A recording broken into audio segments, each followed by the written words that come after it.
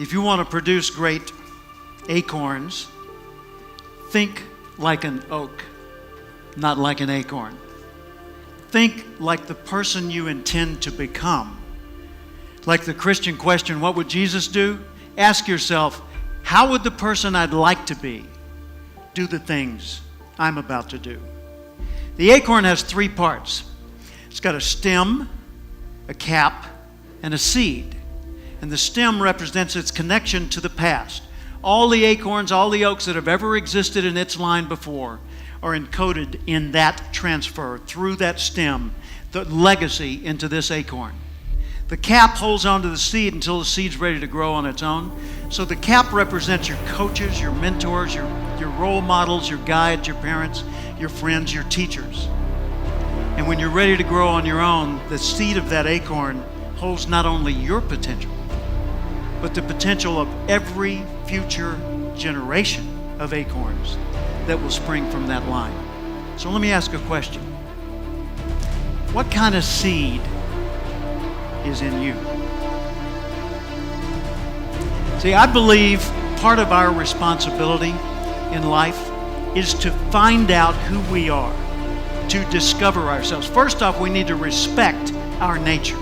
We need to realize we are part of a continuing chain that carries a legacy and a responsibility. And if that's the case, then we need to recognize that we were not biological coincidences.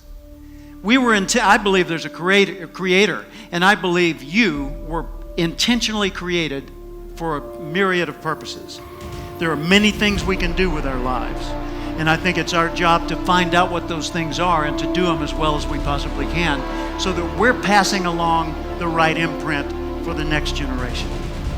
And that's just simply my life philosophy. That's the way I look at it. So first, we need to respect our nature. Second, we need to know our nature. Take Aristotle's advice, know thyself. But know things about yourself that most people don't discover. For example, know how you're smart, not just how smart you are in comparison to others. In what ways are you smart? Know what you care about. What are the values that motivate your choices? Know what your personal velocity is, the intensity and drive with which you naturally operate.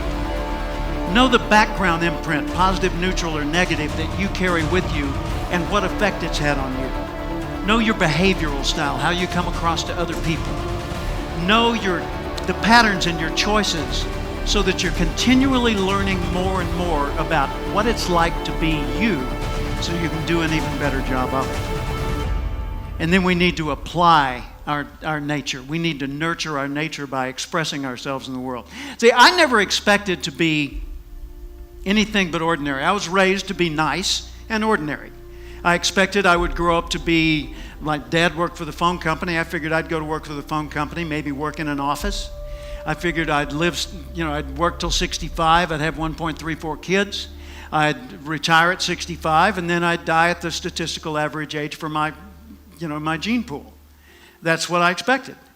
Until one day in 1972, on the radio in the next room to mine, I heard a voice that changed everything. I was working for the Little Rock Housing Authority, Little Rock, Arkansas, Urban Renewal Agency. I was a government clerk making $525 a month. I weighed 200 pounds. This is 148. I smoked 2 packs of cigarettes a day. I had never set a goal in my life. I didn't have a college degree and no money in the bank. I was newly married with a new baby at home, and I didn't expect much from life. And in the next room, I heard the voice of Earl Nightingale, known at the time as the Dean of Personal Motivation. He was on 900 radio stations around the world, and what he said that day will forever resonate with me.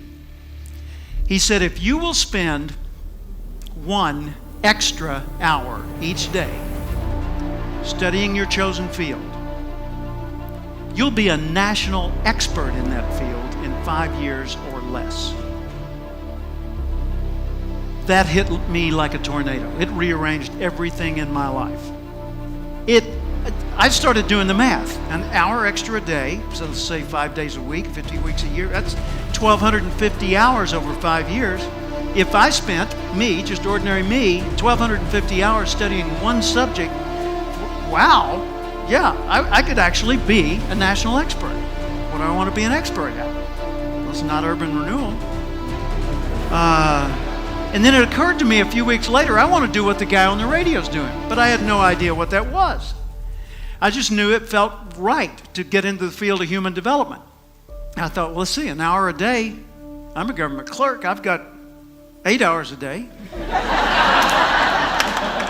I could do this by Thursday.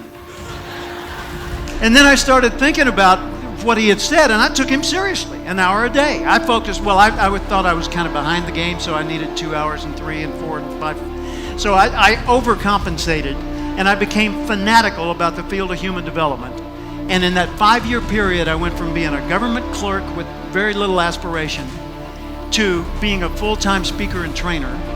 In 2 years, that was 1972. In 1974, I started buying Earl Nightingale's training materials and selling them to businesses. By 1984, his company was selling my training materials worldwide. They sold $3.5 million worth of one of my first audio albums in the first 2 years it was out. I was blown away. His formula works, and I've seen it work for hundreds and even thousands of people in the many, many years since that time that I've been sharing that message.